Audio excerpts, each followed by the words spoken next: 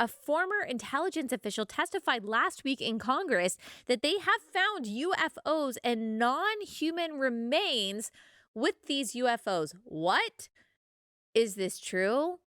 Does it matter? Does anyone care? Is it biblically possible for there to be aliens? We'll get into all of that. Also, I'll give you a little personal update, how things are going, how the pregnancy has gone, what I'm looking forward to in the coming weeks. And then to round us out, we are going to talk a little bit more about this Florida curriculum that people are so up in arms about on the right and the left.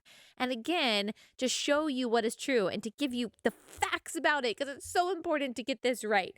All right, this episode is brought to you by our friends at Good Ranchers. Go to goodranchers.com. Use code Allie at checkout. That's goodranchers.com, code Allie.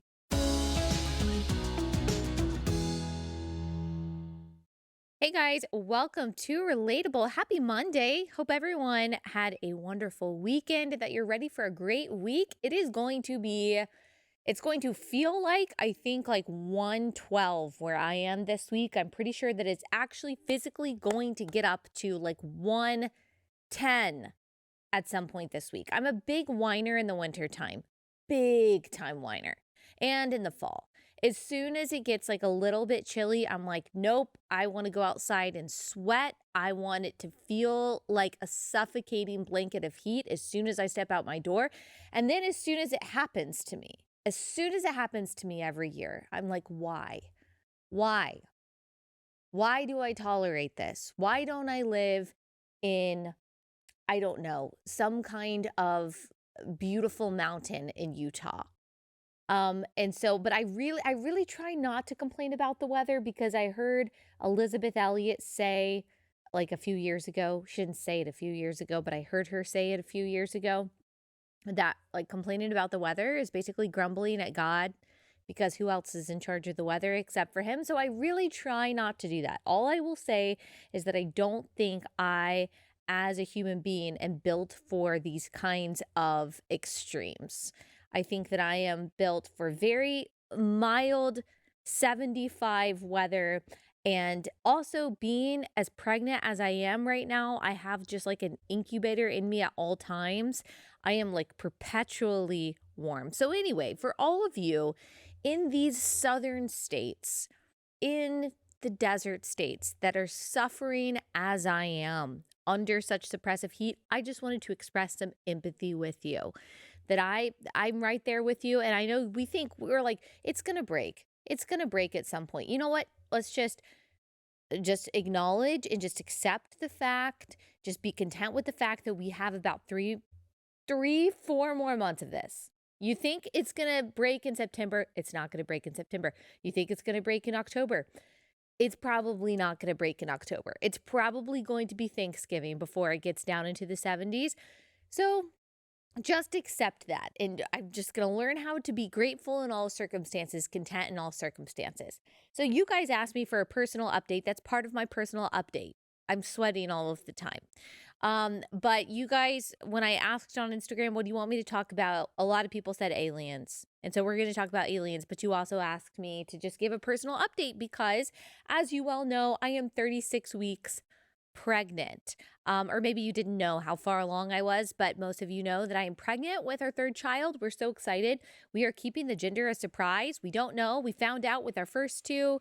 Don't know with this one, which has been really, really fun. So for my personal update, I don't really have that much to say, except for thank the Lord, it's been a healthy pregnancy. All 3 of my pregnancies have been thus far, thank God, very uneventful pregnancies. I've never had any kind of incident or any scares or anything like that. And I don't take that for granted. I am so incredibly grateful. I've actually felt better in a lot of ways in this pregnancy than I have in previous pregnancies. I did have a coffee aversion this pregnancy in my first trimester, actually for like the first half of my pregnancy, that I did not have my last 2 pregnancies. And I know some people, they don't drink coffee at all. You don't have to message me about that, about like being careful about your caffeine intake and things like that. I don't drink very much caffeine. I probably drink like half a cup to, I don't know, two-thirds of a cup of coffee a day. And that's my caffeine intake. And so you don't have to worry about that. But I could not drink black coffee at all. I could only drink because, when you have morning sickness, if you don't have caffeine, that can make your nausea worse.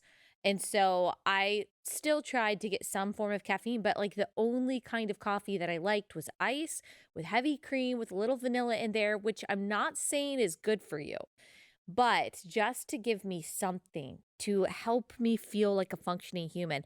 Actually, if you go back and you look at some of the episodes that I did, in February, that like the episodes with Ginger Vuolo. I had one episode with Justin Haskins where internally I thought that I was going to die. I was so nauseous, felt so tired. My like head hurt so much. And I really didn't have those symptoms in my first two. So that part was definitely harder, but the aches and pains in this pregnancy and the last half of this pregnancy have not been as difficult. So I'm praising God for that. First half was harder, second half has been easier.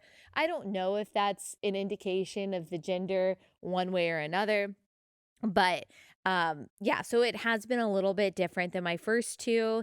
And I have also I've worked out. I've walked, but also I've done my like my bar classes that I take during this pregnancy, and I really didn't work out at all in my first two pregnancies. Maybe a little bit here and there, but not consistently. I don't work out every day, but I work out 2 to 3 times a week while pregnant. Um, and then I walk as well. And so maybe that's helped with my aches and pains. I also see a chiropractor and I see a physical therapist. And so that stuff has helped. I've learned every pregnancy that I need. I think that women in general, but you just need more support when you're pregnant than you think. And there are so many things that you can do, exercises you can do, people you can go to help mitigate some of the discomfort.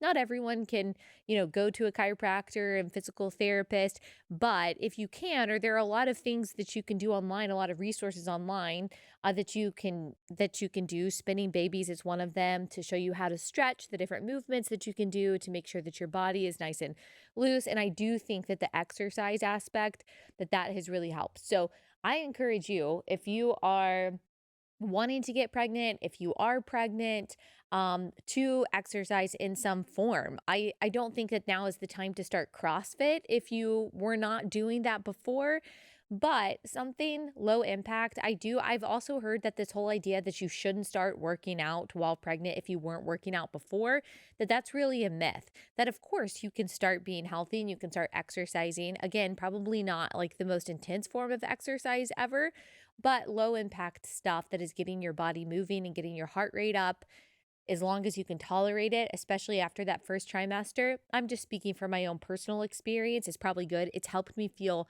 a lot more energized. Like both pregnancies, y'all asked for the pregnancy update, for the personal update. So if it seems like I'm rambling, it's because I am. But this is what a personal update is like for me in my head. Um, like first two pregnancies, I needed like the big pregnancy pillow at night. It's, like the giant C pillow that is like the whole body pillow just to keep myself comfortable, probably starting at like 30 weeks. And my hips and back hurt so much. I was in so much pain, like so early on. It felt like both pregnancies that sleeping was just terrible. Like my hips would hurt so much. They'd get so tired. I would flip over. But as you know, once your belly gets big, it's so hard to flip over at night. It's like an entire event. But this time I haven't had that at all, thankfully. I still do have some aches and pains that I'm working through.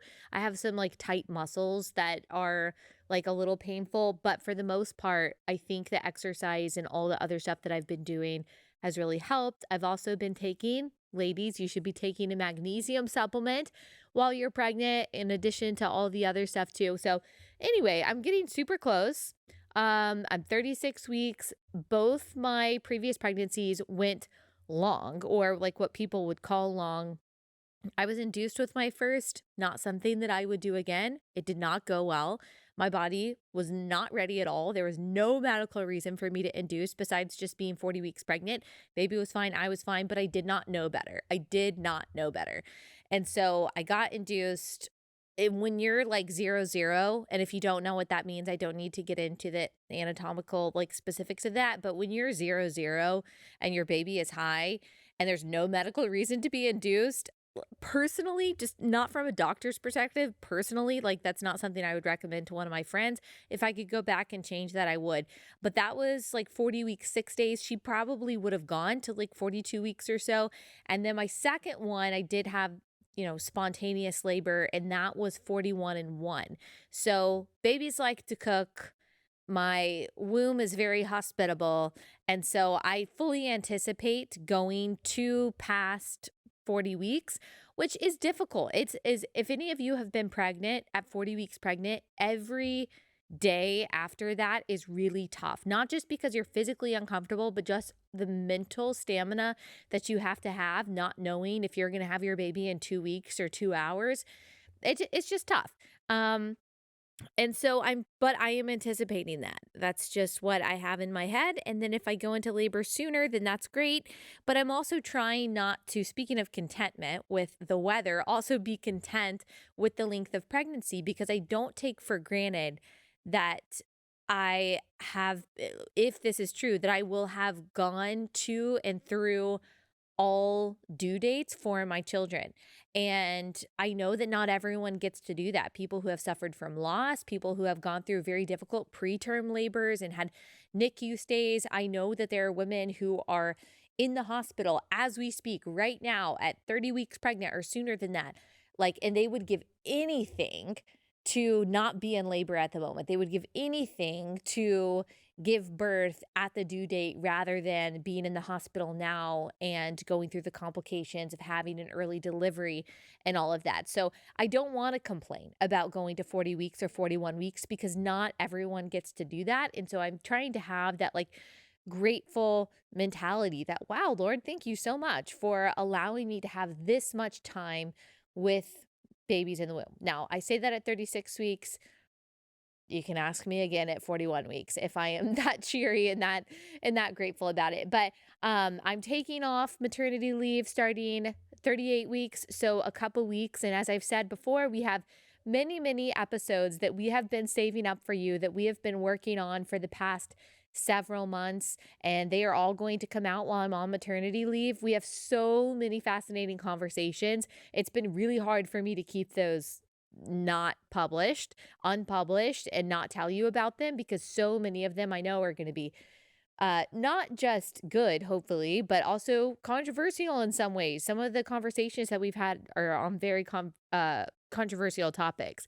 And you're also going to be really encouraged by a lot of them, I think, really educated on things that I hadn't thought about, maybe you hadn't thought about before on a lot of them. And then we've got some fun Q&As, some serious, some lighthearted, all that good stuff. And so for 12 weeks, you will be getting new content. And so as much as you can listen to those, watch those, share those, that helps the show since we won't be talking about all of the relevant news stuff. But I'm super excited to have that break, have that 3-month break. It's going to be really great. I'm in the midst of nesting, which is a terrible thing to do when you're 36 weeks because my house is chaos right now. Instead of actually organizing, I'm in the like taking everything out stage before I figure out where it's all going to go, which is the most chaotic stage to be in. Again, not a great stage to engage in when you have 2 young children and you're 36 weeks pregnant, but alas, it's some kind of biological inclination that we all have. And I haven't satiated it at all the entire pregnancy, and now I'm into it and it's just chaos. So we're going through a transition period in a lot of different ways in our family, all good stuff, but kind of overwhelming. And a lot of you guys ask me like, how can we pray for you, which is so sweet. Thank you so much to those of you who message me and ask me, how are you doing? How can I pray for you? I've just been asking friends to pray for peace and order, not just in our lives, because there's going to be a level of chaos going from 2 children to 3 children and all of that, everything that entails. But peace and order in our hearts, in our minds, in how we act and how we speak to each other, in times of high stress. you and your spouse should remember that you're on the same team, not adversaries. And so just prayers for that, for peace and for order in our lives, obviously for a safe and a smooth birth and all of that. And so, anyway, thank you guys so much. That's my personal update. I'm sure that there's a lot more that I could share about life and all that good stuff. But honestly, this pregnancy has gone by so quickly. It's gone by so quickly. And being the third pregnancy, I'm not asking for, like, I'm not having some big baby shower or anything like that. People at this point, I'm like, really, the only thing that you need is diapers. And that's just a recommendation I'll give to you. New moms, you don't really need everything that you think that you need before the baby comes. Do not stress yourself out. If you don't have the nursery ready, if you don't have all the matching clothes, if the drawers aren't all organized by the time the baby comes, I understand that feels good. That's totally great if you got that. If you don't, that's okay too, because all that baby needs for the first few weeks is you. Get you some gray and white onesies, some cheap stuff from Walmart, because you're probably going to throw them away anyway because they're going to get stained. Diapers, wipes, you're good to go, girl. You are good to go. I'll give you more updates if you guys want it. If you have any specific questions, or maybe I know a lot of you guys have asked like tips for new moms, tips for pregnancy, things like that. I'm feeling almost too pro level on pregnancy since this is number 3. Now, I know those of you who have 10 kids are laughing at me, but I feel like I almost know what I'm doing now. So I'll try to give you some tips at some point if that's something that you guys are interested in. All right, now that I've given my little personal update, which was kind of long, let's get into aliens. But I've got to pause and tell you about our first sponsor. And just so you know, since I went 16 minutes without giving any sponsors, the sponsors are going to be kind of close together for the rest of the show. So I'm just giving you a fair warning of that. Sorry about that. All right, let me tell you about our first sponsor for the day. That is, of course, Carly Jean Los Angeles, which I didn't even know I was doing a read for Carly Jean Los Angeles today. Sometimes producer Bree will tell me just to make sure that I'm wearing CJLA, but she doesn't really have to do that because I'm wearing it every day without even any effort, because my entire closet is filled with Carly Jean Los Angeles because I genuinely love their stuff. This sweater, super cute. Why am I wearing a sweater when it's 100 degrees outside? I don't know, but it's a very light sweater and it's really cute. I could see you wearing it all year round, spring, summer, fall, all that good stuff. It's like a lime green. And then I've got these cute like work pants that I think work for professional environments, but are an elastic waistband. And then this comfortable Carly Jean top. So I wear Carly Jean all the time in every stage of life, pregnant, postpartum, what have you. All their basics line is made in the US, which is amazing. It's a Christian family run company, so you can feel really good about filling your closet with Carly Jean Los Angeles and spending your money there. Go to carlyjeanlosangeles.com, use promo code AllieB for 20% off your first order. That's carlyjeanlosangeles.com, or not first order, just 20% off any order. Promo code AllieB for 20% off, carlyjeanlosangeles.com, code AllieB.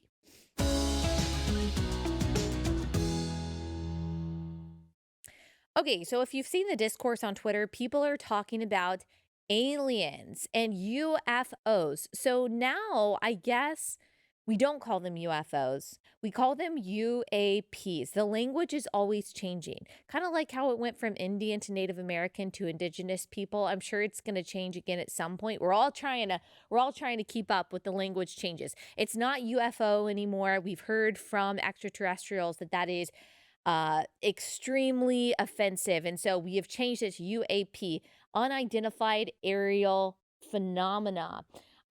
It's an issue of, they say, bipartisan concern, according to NBC, raise national security questions. Some also accuse the federal government of endeavoring to conceal key UFO-related information from the public, though they did not provide evidence to support those allegations. So right now, there are congressional hearings, or there were congressional hearings last week, asking members of the intelligence community, U.S. intelligence community, what they know about these UFOs or UAPs.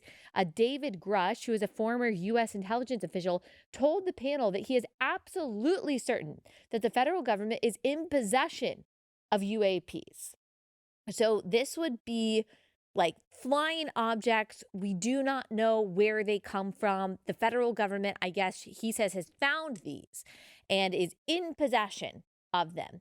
He led Defense Department efforts to analyze reported UAP sightings and was informed of a multi-decade Pentagon program that endeavored to collect and reconstruct crashed UAPs. Now, that I don't necessarily have a hard time believing. I think that there's a lot that our government does that we do not know, that we will never know, that there could be flying objects or flying things that we're not completely sure what they are. Sure, I can see that being a possibility. Grush, who underscored that he has not personally spotted a UAP, told the panel that he knows of multiple colleagues who are injured by UAPs. He also said he has interviewed individuals who have recovered non-human biologics from crashed UAPs. So that's the headliner right there. Okay, we've got video of him in this congressional hearing saying that they have found non-human remains at these crash sites. If you believe we have crashed craft, stated earlier, do we have the bodies of the pilots who piloted this craft? As I've stated publicly already in my News Nation interview, biologics came with some of these recoveries. Yeah. Were they, I guess, human or non-human biologics? Non-human, and that was the assessment of people with direct knowledge on the program I talked to that are currently still on the program. And was this documentary evidence, this video, photos, eyewitness? Like, how would that be determined? The specific documentation I would have to talk to you in a skiff about. Okay. Non-human remains. He can't fully talk about it. Can't say what the documentation is. It is nice to see Nancy Mace showing up to the job and talking about what's actually on the table rather than what happened with her fiance that morning in bed, like she did at the prayer breakfast last week, as I talked about on Instagram.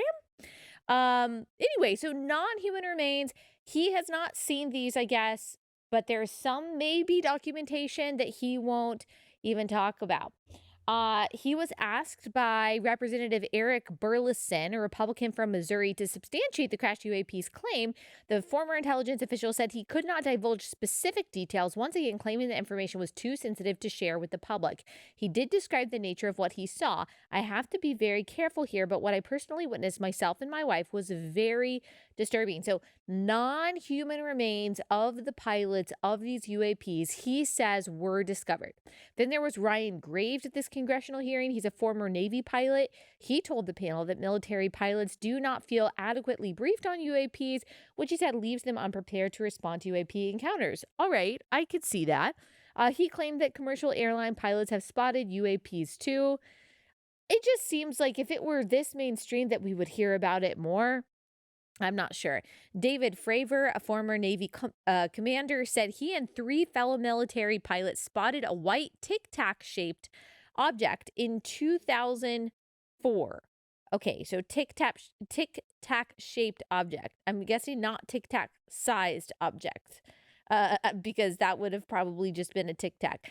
In 2004, hovering below their jets and just above the Pacific Ocean. As he descended to inspect the sighting, he claimed the unidentified aircraft, which he said bore no visible rotors, wings, or exhaust, began to ascend and approach his fighter jet. He claimed that the UAP then vanished, only to reappear a few seconds later, but this time it was spotted 60 miles away.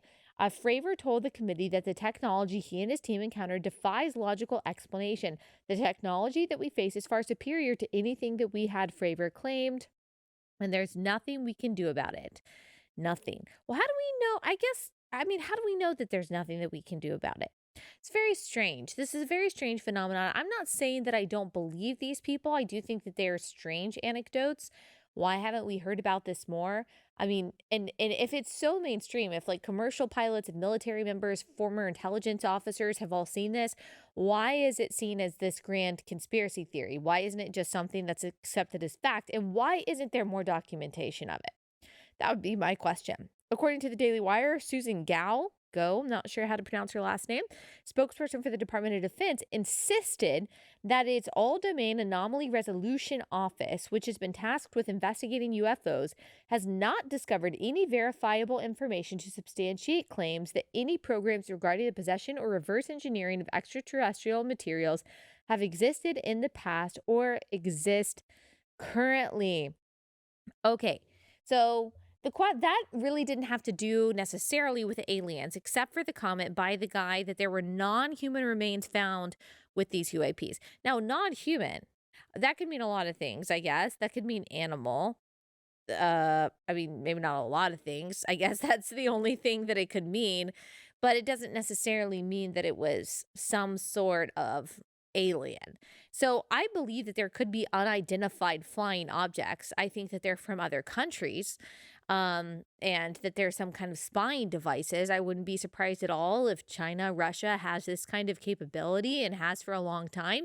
Now, it would be really embarrassing if we weren't able to understand that technology and match that technology ourselves, but that would be, I think, the logical explanation.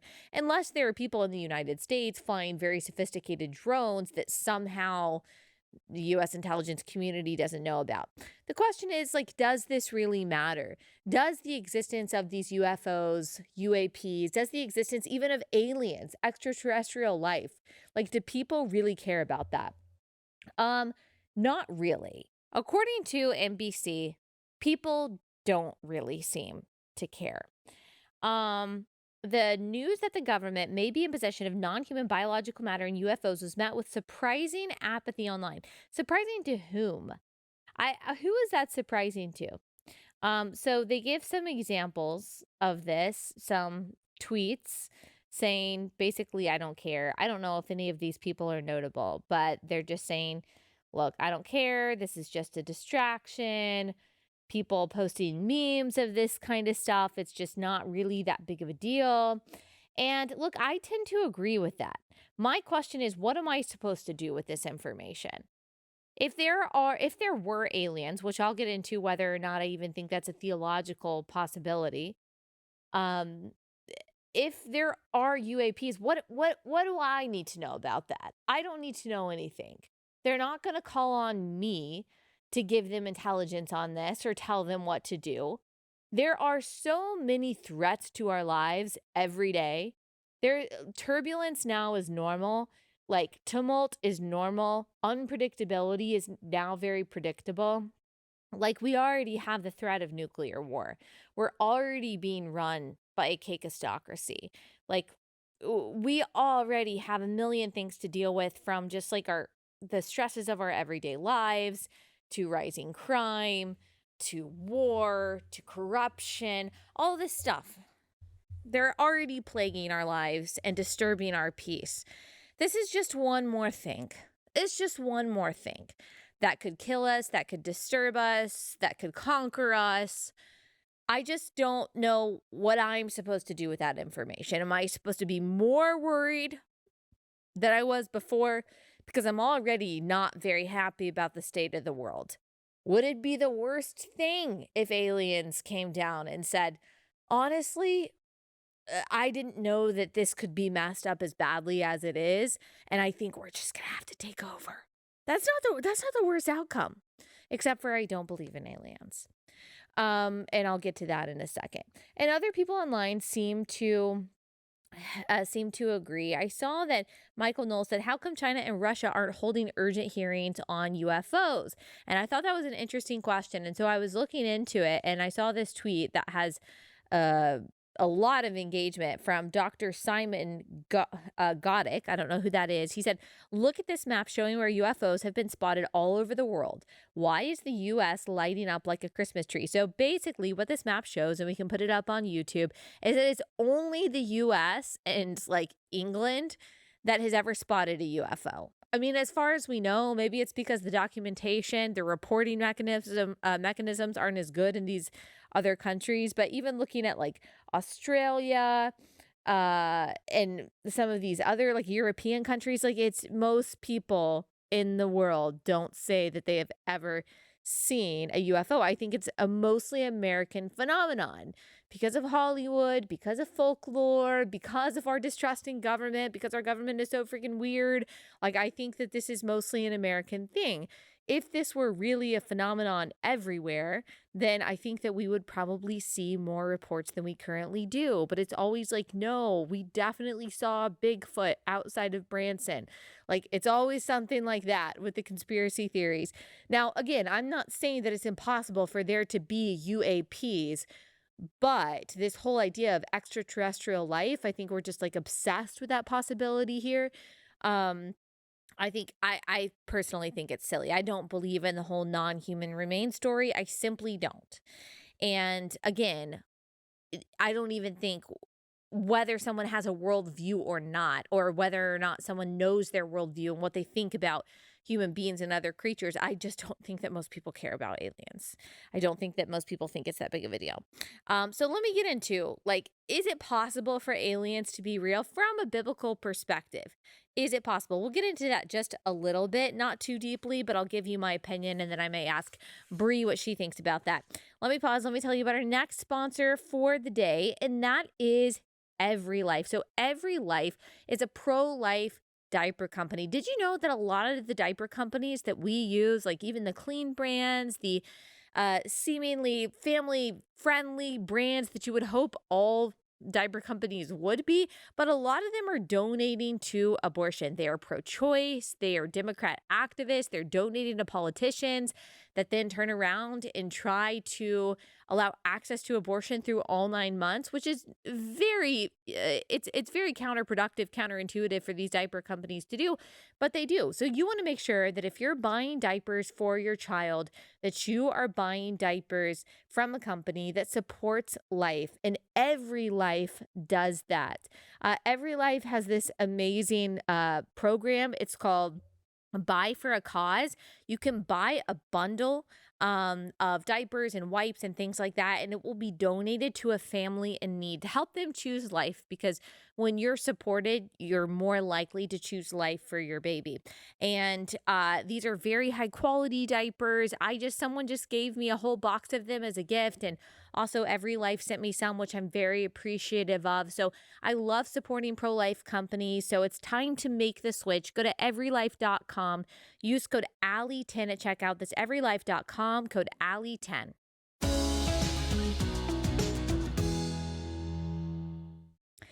Okay. So is it possible for there to be aliens? Well, it depends on what you mean by aliens. Like, what do you mean? What do you mean by that? Is it just extraterrestrial life? Well, of course, we believe in angels and demons, but do you believe in some like non human, non animal form somewhere out there that could live on another planet, that has the ability to rationalize, that has a moral compass? If that's what you mean by alien, then the answer is no.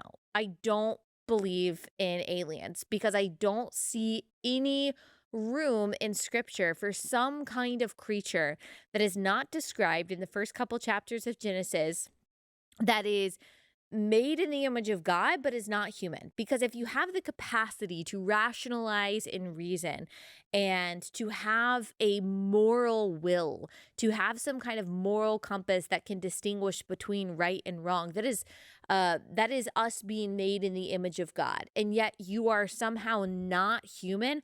I do not see a biblical category for that. I also just think it's extremely unlikely that in all of these many years, I mean, most of the people who believe in aliens also believe that the earth has been around for billions and billions of years. I have a hard time believing there hasn't been some more concrete documentation of interactions between those creatures and us. And as much as we have explored space, we haven't interacted with those beings, those creatures. We haven't seen more about them, that they're just isolated to these very obscure and coincidentally non-documented cases of interactions. I just find it very unlikely. But really, I think that if you just go to the creation account and you think about like the arc of redemption that God has laid out for us from Genesis to Revelation, and that still is ongoing today, like you would have to fit these non-human but apparently rational and civilization building beings into that plan of redemption. And I just don't think we see that. I think we see that man and man alone is made in God's image, that there is a distinction between human beings and between animals, and that there isn't some kind of in between category. Now, demons exist, angels exist. Obviously, throughout the Bible, there is documented interaction between those groups of beings. And so, is it possible that interactions that people have been like an interaction with some kind of demon, an interaction with some kind of angel? Possibly. I'm not. I'm not sure about that, or if they're just entirely made up. Okay, here's what Got Questions says. I love gotquestions.org. I think that they do a really good and thorough biblical job of answering these kind of questions. And so they basically say that same thing. And so they talk about the creation account, but then they also talk about the curse and redemption. And it says this: if all of creation now suffers under the curse, any life apart from the earth would also suffer. If, for the sake of argument, moral beings do exist on other planets, then they also suffer. And if not now, then someday they will surely suffer when everything passes away with a great noise and the elements melt with fervent heat. If they had never sinned, then God would be unjust in punishing them. But if they had sinned, then Christ could only die once. Then they are left in their sin, which would also be contrary to the character of God. This leaves us with an unsolvable paradox, unless, of course, there are no moral beings outside of the earth. And then what about non-moral or non-sentient life forms on other planets? Could algae or even dogs and cats be present on an unknown planet? Presumably so. Scientifically, I'm not sure about like cats and dogs on other planets. Theologically, probably so, because Jesus didn't die for the souls of animals, because animals don't have souls. That's right. Animals, your pets, don't go to heaven or hell. That's another story. In conclusion, the Bible gives us no reason to believe that there is life elsewhere in the universe. In fact, the Bible gives us several key reasons why there cannot be. Yes, there are many strange and unexplainable things that take place. There's no reason, though, to attribute these phenomena to aliens. If there's a discernible cause to these supposed events, it is likely to be spiritual and more specifically demonic in origin. And yes, I would agree with that it's more likely to be demonic than angelic in origin. Yeah. So anyway, so that's basically what I think about it. I don't think that aliens like gray people, green people are real. Like in the age of the iPhone, if interactions really happened, then someone would take a TikTok of it. Like it wouldn't be that it's so mysterious and so, and so obscure and so hidden at this point. I just don't believe that. And obviously, I just don't believe that they're real. I don't think that there's a biblical category for them or a scientific category, but I don't think there's a biblical category for any kind of sentient, moral, reasoning, rational being that is not human. And that's how I feel about a lot of these conspiracy theories, by the way, that deal with some kind of non-human, non-animal creature. Okay, you're going to have to come up with another category, and I need to know how that fits into the redemption arc. Okay, Bree, what do you think about aliens? Do you think that they are legit? Here's the thing. I so wish that I did, because I feel like it would be, I feel like the conspiracies are so much fun, but I just genuinely don't. I don't think that they're real. Would you care if someone if someone showed you a picture and was like, we found out that they do live on Mars? Theological qualms aside. I wouldn't care unless they were trying to come here, I guess, or trying to, Yeah. I don't know. I really think a lot of these like encounters that people have are demonic and spiritual in nature. And there's even something called the alien abduction theory, where in the end times, like the explanation for why people like disappear or why terrible things are happening, or the Antichrist himself is like in the form of an alien, and that's what they tell us. So I don't know the specifics of that, but I thought that was interesting. Because that is interesting. Like the rapture, or just... I think that's one theory. Another is that like they're extraterrestrial beings. That's what they're going to be called, but they're really like just spiritual beings that, come and wreak havoc here. So yeah, I'm just like not really I think I'm not really interested in in the conversation, just because I know for a fact that they're not real.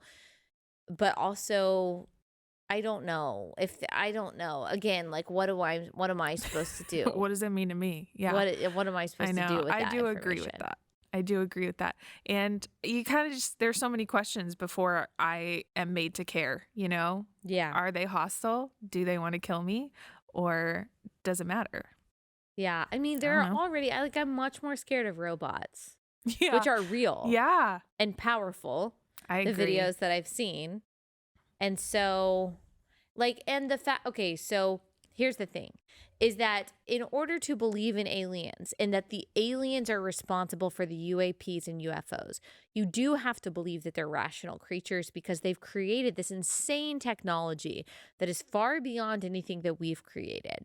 And apparently, their like intellect, their ability, because animals can't create. They can't create like that. There's no creature that can create. You have to be a rational, sentient being in order to create something like a flying saucer or whatever it is. And so, again, for the Christian, you have to ask, okay, well, what category of creature is that then? If it's rational, it's sentient, it can create. If it's created that, it's probably created civilization and some kind of hierarchy and order and all of that. Where does that fall in to the fall? Where does that fall into redemption? And I don't think we see even at all the biblical possibility that there is like a parallel universe with a parallel savior and all of that. Then Right. you're just getting into craziness. Right.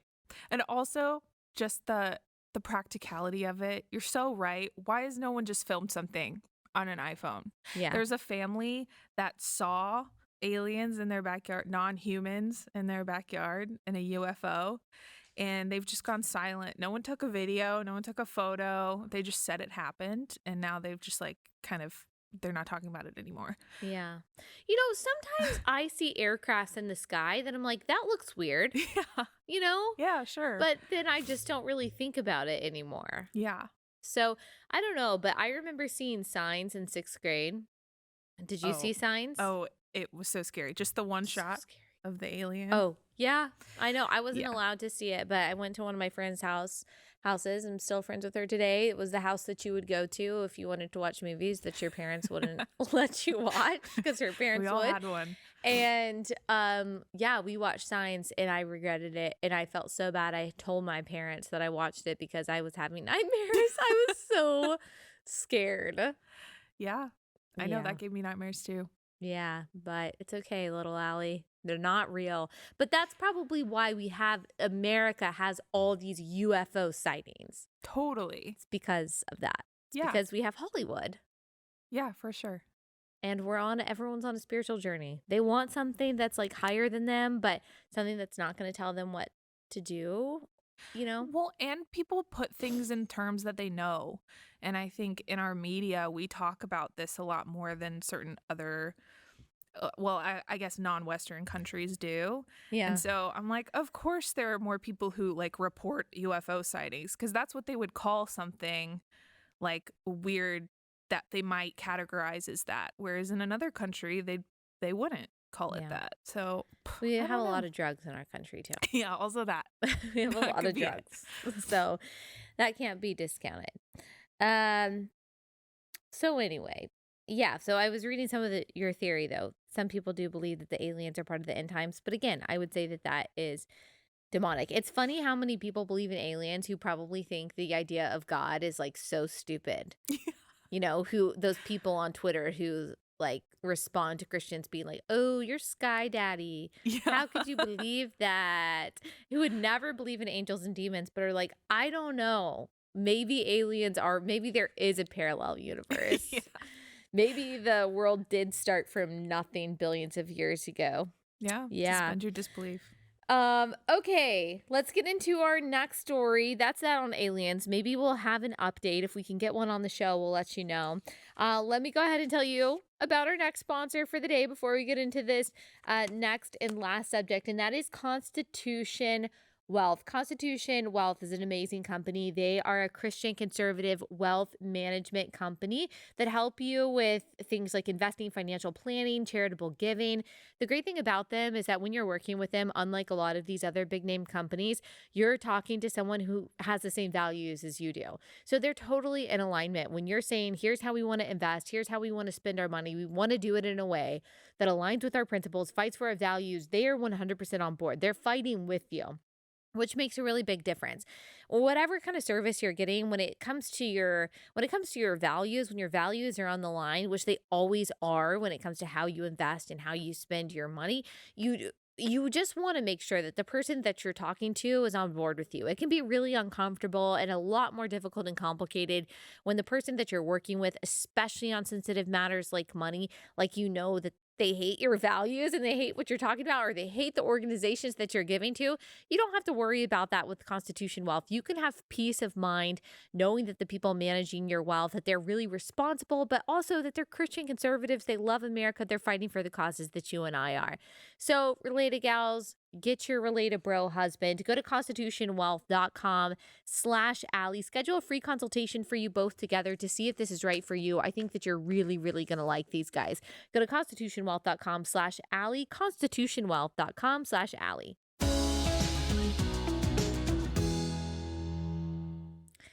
Okay, I cannot let this story go. I can't let it go. So I want to quickly go through it because I don't want this to be a mega long episode, but I just want to not rehash, but put a fine point on this Florida curriculum story.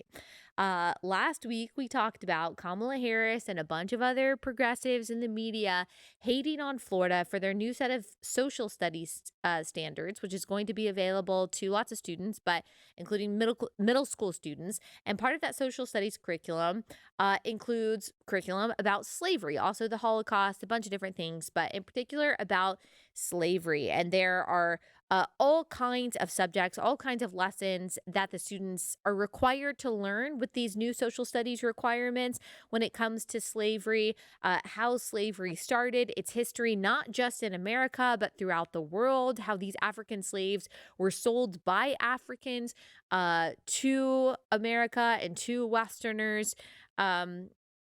And how there are all different kinds of people have been enslaved throughout history, the horrors specifically of American slavery and the impact of Black Americans on American history, particularly Florida history. So all kinds of, I think, really important information. And if anyone reads the 216-page document, which is available online summarizing the social studies curriculum, you will see that this appears to be, at least from the summary that we have, extremely objective and extremely thorough, looking at all different parts of slavery and Black history, the Reconstruction era, Jim Crow, and doesn't mince words about the injustice that this was, the importance of abolition, civil rights, and all of that. And so there's one line, though, that has become very controversial. One line in this 216-page document, which has been like a lightning rod. It has taken over headlines. Kamala Harris did an emergency speech on it, which we played last week on the episode. And this one line says this: examine the various duties and trades performed by slaves, e.g. agricultural work, painting, carpentry, tailoring, domestic service, blacksmithing, transportation.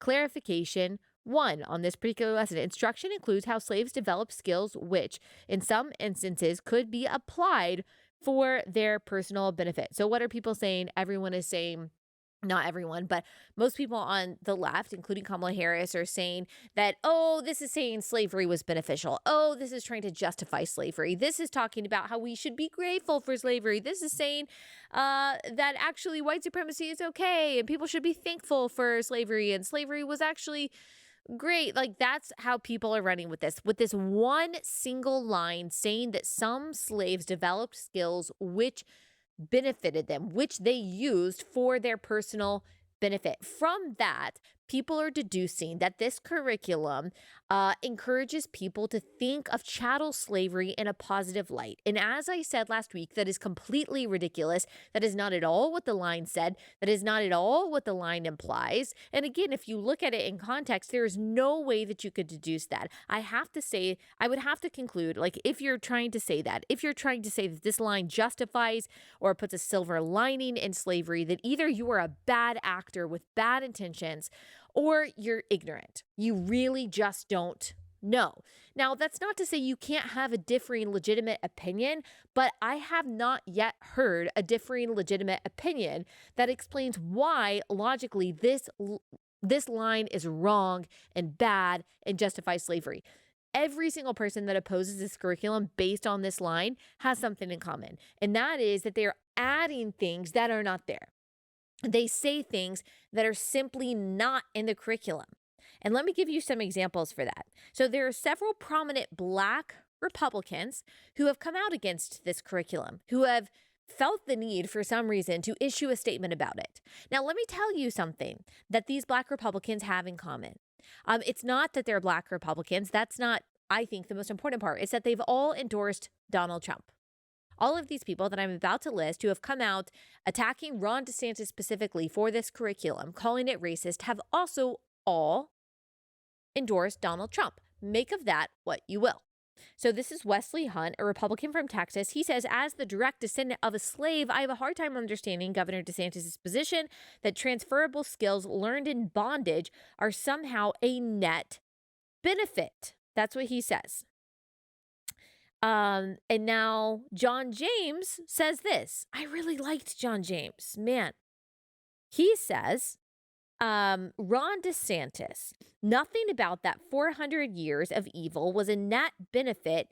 He puts in quotes, net benefit to my ancestors, my brother in Christ. If you find yourself in a deep hole, put the shovel down. You are now so far from the party of Lincoln that your ed board is rewriting history and you're personally attacking conservatives like Tim Scott and Byron Donalds on the topic of slavery. You've gone too far. Stop. No, you stop. You're lying.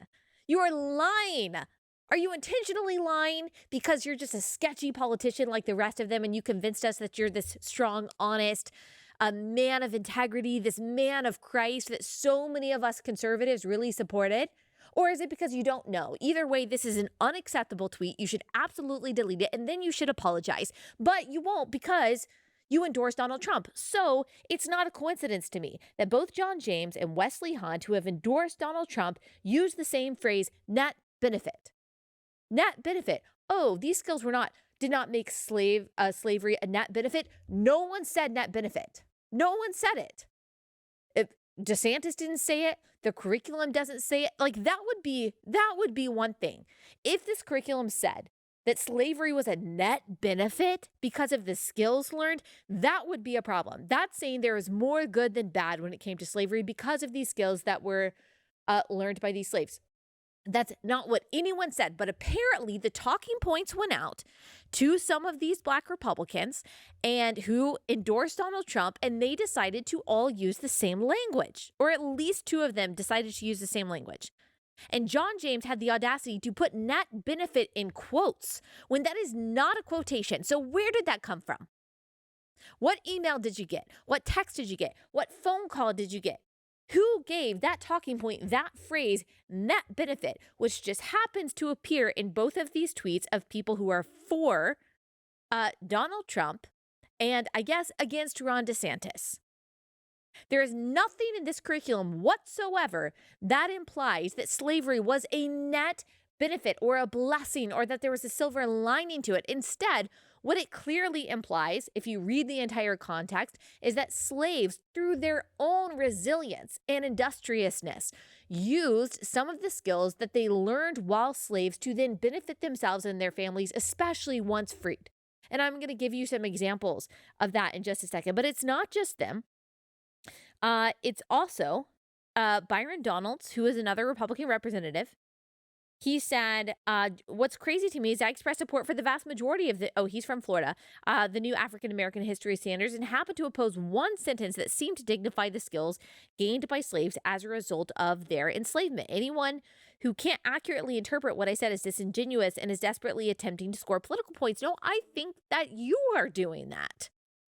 Just another reason why I'm proud to have been endorsed or to have endorsed President Donald J. Trump. Okay, well, you just kind of give it away. You just kind of give it away. And so because he criticized, he said this. I missed this, what he actually said. The new African American standards in Florida are good, robust, and accurate. That being said, the attempt to feature the personal benefits of slavery is wrong and needs to be adjusted. That obviously wasn't the goal, and I have faith that Florida DOE will correct this, which is not a disrespectful critique. He is totally allowed to have that critique. He can totally put it out there, but again, that's not what the curriculum says. He has a right to have that opinion. That's probably like the most respectable opposition that I've seen to it, but I still think that it is wrong. And then I went back and forth with someone named Javon Price, who used to work for Byron Donalds, and who was saying the same thing. Oh, the personal benefit thing, that's so bad, that's so wrong. We absolutely shouldn't have that. And he responded to something that I said, I think about the first guy that I talked about. And he said, so I guess Byron Donalds, Jack Brewer, Tim Scott, John James, Wesley Hunt, myself, and others are all wrong because you know our history better than we do. Got it. Just had to make sure. Conserve Mullen, that's me. That's the hill you're willing to die on. And I said, yes, you're all wrong. I don't care the color of your skin. You're wrong to say that the curriculum implies personal benefit. It doesn't. It doesn't. That's not what it says. I know what you guys are doing. You guys are trying to go after Ron DeSantis, which, okay, you can, but don't lie. Don't lie. You know that this is the exact language, by the way, almost the exact language from the AP Advanced Placement African History requirements that says this. In addition to agricultural work, enslaved people learned specialized trades and worked as painters, carpenters, tailors, musicians, and healers in the North and South. Once free, it actually says American Americans, which is a typo. African Americans used these skills to provide for themselves and others. It's the same thing. It's the same exact thing. And these are the exact standards that, by the way, just a few months ago, back in February, the liberal media, they were all saying, oh my gosh, why won't Florida just adopt the AP standards? Because Florida rejected the AP standards for their own standards, which they've now come up with. And outlets like Politico said, what's really in the AP African American Studies class that DeSantis rejected? A close look at the course reveals just the sort of interdisciplinary rigor students need to succeed. So Politico, New York Times, all of these other liberal outlets were so sad that Florida wasn't adopting the AP standards, which say the exact same thing. So yes, I think that the people are that are opposing this are either being manipulative or they just don't know. Because I haven't heard a good argument about why this line is wrong, why this line is bad. And a lot of people have presented what Dr. William Allen, he is one of the members who served on Florida's African American History Standards work group. A lot of people have quoted him and what he said, because he's done several interviews saying, look, we never said that slavery was good. We never said that it's something that we should be grateful for. Obviously, it was abject evil. Obviously, it was wickedness. Obviously, it was oppression. Obviously, it is beyond even our comprehension how human beings could do that to another human being, how these people were subjugated and stolen and trampled on. Of course, no one ever said that it wasn't awful. Here's what he said, according to Fox News. He said, it was never said that slavery was beneficial to Africans. What was said, and anyone who reads this will see this with clarity, is the case that Africans proved resourceful, resilient, and adaptive, and were able to develop skills and aptitudes which served to their benefit both while enslaved and after enslavement. He says, he's Black himself. He says, my great-grandfather is someone who came from the islands and who was enslaved here and whose own resourcefulness, resilience, and adaptiveness was certainly instrumental in producing for his family, his descendants, the ability to prosper here in this country. Frances Presley Rice, who co-founded a nonprofit organization to raise awareness about the roles African Americans have played in America's history. She was also a part of this work group. She said this: the intent of this particular benchmark clarification is to show that some slaves developed highly specialized trades from which they benefited. This is factual and well documented. Florida students deserve to learn how slaves took advantage of whatever circumstances they were in to benefit themselves and the community of African descendants. This should be so non-controversial. And in a world where we actually cared about the truth and we weren't so hypersensitive / political and partisan and turned everything into a partisan debate, everything about left versus right, everything about Donald Trump versus DeSantis, we would all be able to see this. That in context, there is absolutely nothing wrong with this line, that it is factually true. And that's the only question. And I've seen people say this. Sure, it might be true, but why should we say it? Because it's true. Because it's true. What are you talking about? Yes, we should look at slaves who developed skills and then, despite the oppression that they suffered, the injustice that they suffered, use those skills to benefit themselves and their family. Wow, that is all to the glory of God. As evil as slavery was, how amazing is it that these individuals were so industrious and so hardworking, overcame obstacles that none of us, black or white, today can ever imagine. Like, yes, of course students should learn that. Like, surely you're not falling into, on the right, this idea of perpetual victimhood, right? Like, you're not falling into this CRT-shaped world in which everything is split in these nice, easy black and white categories of oppressor versus oppressed and oppressor versus victim, right? I saw this professing Christian say to me, you can't bring up the story of Joseph and being enslaved and how God actually used that horrible evil to then benefit Israel. You can't use that because Joseph spoke to his own experience of enslavers and the oppressors didn't get to write that for him. There's no one today who oppressed slaves. Okay, there was no oppressor that wrote this curriculum, all right? And so again, if you're falling into that mentality, whether you know it or not, that is a progressive left-wing race-baiting mentality. Okay, I have not heard yet the good case, the logical case, the factual case for why this line should be changed. And in fact, just to close this out, I am going to tell you three very quick stories about slaves who did exactly what this curriculum is talking about, to exemplify why this curriculum is so important, or why this part of the curriculum I think is so important. It's absolutely factual, and why people are absolutely wrong to condemn it as racist or white supremacist or gaslighting about slavery or anything absolutely ridiculous like that.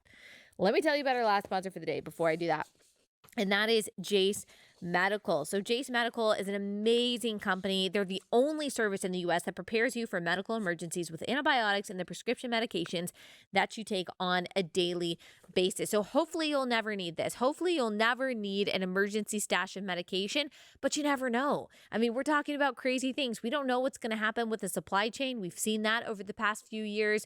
We don't know what's going to happen with the future with where our medication is manufactured. A lot of times it's manufactured overseas. We don't know what's happening over there that could inhibit us from getting the medicine that we need. And so you just want to make sure that you have access to some key antibiotics should you or your family members suffer from any kind of infection. And you want to make sure that you get those daily medications that you rely on, those prescriptions. Jace Medical, through their telemedicine process, can help you do that. You'll get a year supply, a year emergency stash of these medications, your daily prescriptions for your family, as well as the stash of antibiotics. And you'll be so glad that you did. It's just better to be safe than sorry. You'll have peace of mind knowing that you have this. Go to jacemedical.com. Use code Allie at checkout. That's jacemedical.com, code Allie. jacemedical.com, code Allie.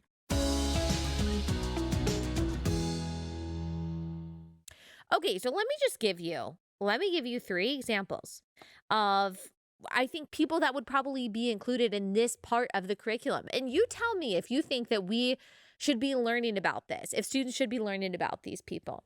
The first was William Ellison, who has a very unique story. I'm not saying that this is the majority of slaves. It's a very unique story.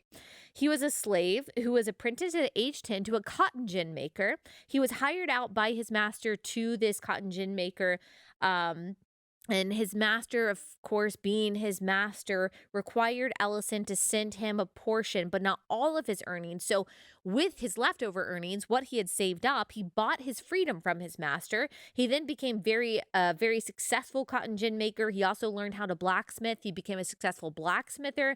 He owned land in South Carolina. At the time of his death, William Ellison owned 63 slaves. He was also able to pass down property, possessions, wealth to his posterity, to his children. He was able to buy the freedom of his children using the money that he earned by being a cotton gin maker, which is a skill that he earned while enslaved. So tell me whether or not it is accurate to say that he benefited from skills that he learned as a slave. Does that mean his slavery was okay or justified or a blessing in any way? No, that's not to say that it was good. That is to say, wow, this was an industrious, smart, entrepreneurial, hardworking person that overcame outstanding odds to provide for himself and his family. Wow. That's not controversial, but that's exactly what they're talking about in this curriculum. And then we have, of course, Frederick Douglass. Frederick Douglass, born into slavery, separated from his mother as an infant, which was an atrocious practice that was very common during slavery. Separated from his grandparents later. If you read his autobiography, or if you read his descriptions of his upbringing, they're gut-wrenching. Like poverty, suffering, torture, like beyond what any of us can even understand. But he was taught the alphabet by his master's wife in Baltimore at the age of 12, Sophia Auld. Now, she eventually realized, oh, shouldn't have done that. This is incompatible with keeping him basically a dumb slave, tried to prevent him from reading. But at that point, like she had already lit the fire. He already knew the alphabet, so he was able to teach himself how to read and write. He obviously became a prolific speaker, a prolific writer, and was a dominant leader of previously enslaved Black people in America, had tremendous influence and still does today. I mean, loved the Constitution, loved education, advocated for education and for honoring the Constitution among African Americans. Just an amazing person. But even though his master decided later to not allow him to learn how to read, he learned a skill during slavery, which later went to benefit him, even though his slavery was oppressive and wrong. And then you have Phyllis Wheatley. She's extremely controversial if you read what she wrote. I mean, even including this poem, I would guess, is not allowed by a lot of these people criticizing this curriculum. She was kidnapped from Africa. She was sold to a wealthy family in Boston. The children of her master taught her to read and write. She quickly proved herself to be an incredible poet. It was rare because the Wheatley family that owned her strongly encouraged her education, helped her seek opportunities to become a published poet. And here is one of her poems. This is Phyllis Wheatley, not me. Okay, this is on being brought from Africa to America. She says this, slave.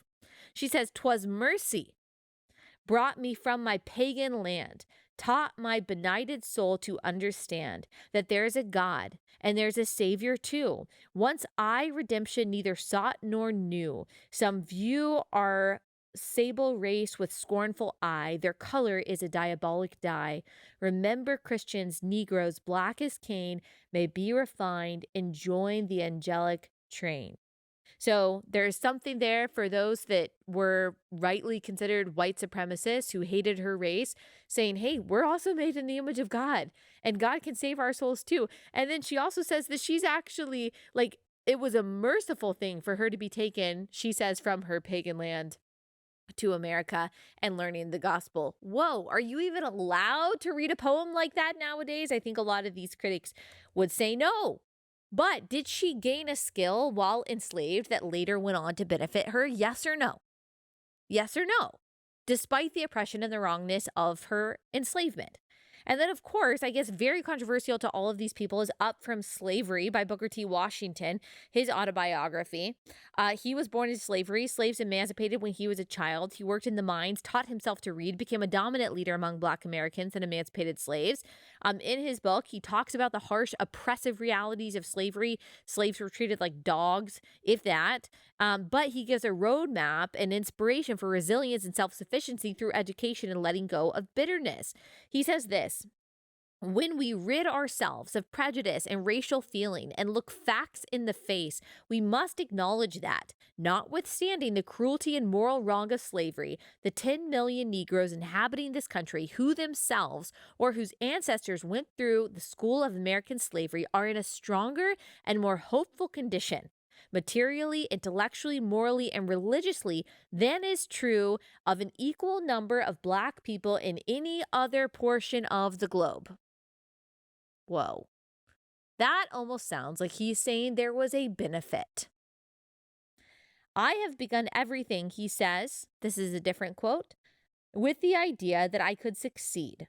And I never had much patience with the multitudes of people who are always ready to explain why one cannot succeed. I mean, that is just as relevant today as it was back then. There are a lot of people in power, a lot of politicians who make a lot of money and get a lot of votes by explaining why certain classes of people absolutely cannot succeed no matter how hard they try.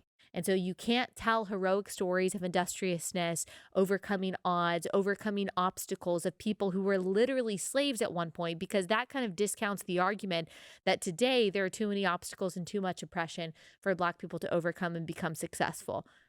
I mean, that's part of what this is. I don't think the people on the right criticizing this curriculum think that they have that motivation, but of course it has the same end result. So you can take it up, not with me, who I know all of these people are just going to say, oh, you're racist, whatever. I don't care.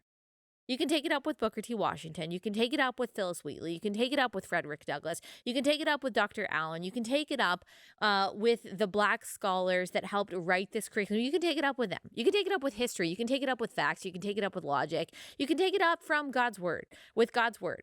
That clearly says that even through wickedness, which chattel slavery is, even through oppression, which chattel slavery is, even through evil, abject evil, suffering beyond compare in so many cases, just like beyond what we can even imagine, even in that, God can work things together for good. Doesn't justify it, doesn't make it right, doesn't add a silver lining. It is what it is. So you can take it up with all those people. You can take it up with the Bible. If you have a problem with this line in the curriculum, you're going to have to build a better case than any that I've seen online thus far. Oh, that's been bothering me. It's been bothering me so much. So many, like, I think well-meaning and otherwise, like, very smart conservative Christians falling for this, I don't even know, stupidity, propaganda, whatever you want to call it. All right. That was a long episode, but I had to. There's going to be a lot that I have to say because I'm like cramming everything I want to say into like 2 weeks of episodes now at this point. So these are probably going to be some longer episodes.